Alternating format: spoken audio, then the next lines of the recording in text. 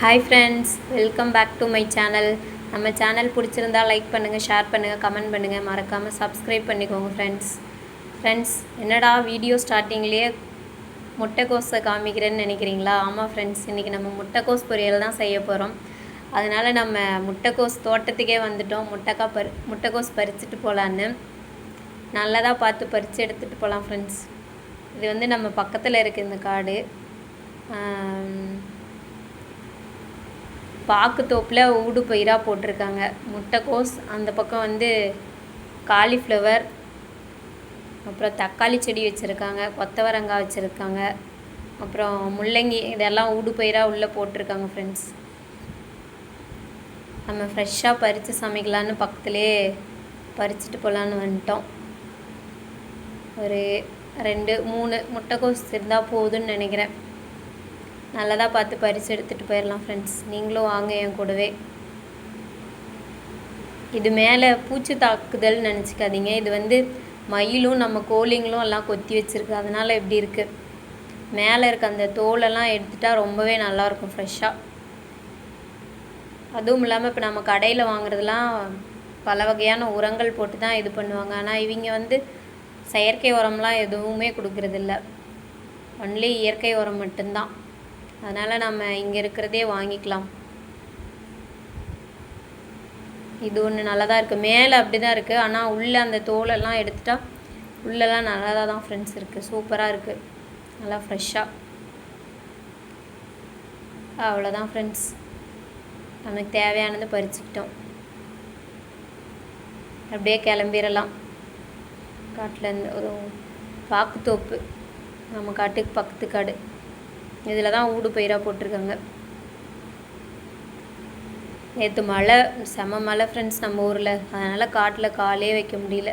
அப்படியே போகிற வழியில் முட்டைக்கோஸுக்கு தேவையான மிளகாயும் பச்சை மிளகாயும் பறித்து எடுத்துகிட்டு போய்க்கலாம். முட்டைக்கோஸுக்கு பச்சை மிளகாய் போட்டால் தான் நல்லா டேஸ்ட்டாக இருக்கும். வரமிளகாயை விட பச்சை மிளகாய் நல்லாயிருக்கும். ஒரு சிலர் மிளகாய் தூளும் போடுவாங்க, ஆனால் நாங்கள் பச்சை மிளகாய் தான் போடுவோம். நீங்களும் பச்சை மிளகாய் போட்டு சமைச்சு பாருங்கள், நல்லாவே இருக்கும் டேஸ்டியாக. இங்கே ஒரு பச்சை மிளகாய் இருக்குது, அங்கே ஒன்று இருக்குது. அப்படியே பறித்து எடுத்துக்கலாம். அங்கே பாருங்கள் ஃப்ரெண்ட்ஸ், ஒரு சொரக்காய் தொங்கிட்டு இருக்குது. மேலே ஒன்று இருக்குது, நான் அறுவடை பண்ணுறப்ப காமிக்கிறேன். அவ்வளோதான் ஃப்ரெண்ட்ஸ், நான் அந்த மேல் தோலெல்லாம் உரித்து எடுத்துகிட்டு வாஷ் பண்ணிட்டு வந்துட்டேன். அடுத்து அரிஞ்சு எடுத்துக்கலாம். பொடி பொடியாக அரிஞ்சு எடுத்துகிட்டு வந்தாச்சு ஃப்ரெண்ட்ஸ். அவ்வளோதான், இனிமேல் ஸ்டார்ட் பண்ணிடலாம். ஒரு வானல் வச்சுக்கிட்டு எண்ணெய் ஊற்றிக்கலாம். எண்ணெய் நல்லா காஞ்சதுக்கப்புறம் நம்ம கடலைப்பருப்பு இது கொஞ்சம் நிறையா சேர்த்துக்கிட்டா நல்லாயிருக்கும். ஒரு கைப்பிடி அளவு கடலைப்பருப்பு சேர்த்துக்கிட்டு கடுகு, உளுந்து சேர்த்துக்கலாம். சேர்த்துக்கிட்டு நம்ம பச்சை மிளகாய், 2 பெரிய வெங்காயம் அது சின்ன சின்னதாக அரிஞ்சு போட்டுக்கலாம். அடுத்து ஒரு கொத்து கருவேப்பிலை இலை அதையும் சேர்த்துக்கலாம். நல்லா வதக்கி எடுத்துக்கலாம் ஃப்ரெண்ட்ஸ். இதெல்லாம் அப்போ தான் நல்லாயிருக்கும். நல்லா பெரிய வெங்காயம் வதங்கினதுக்கப்புறம் அவ்வளோதான், நம்ம அரிஞ்சு வச்சுருக்க முட்டைக்கோஸ் அதில் சேர்த்துக்கலாம். சேர்த்துக்கிட்டு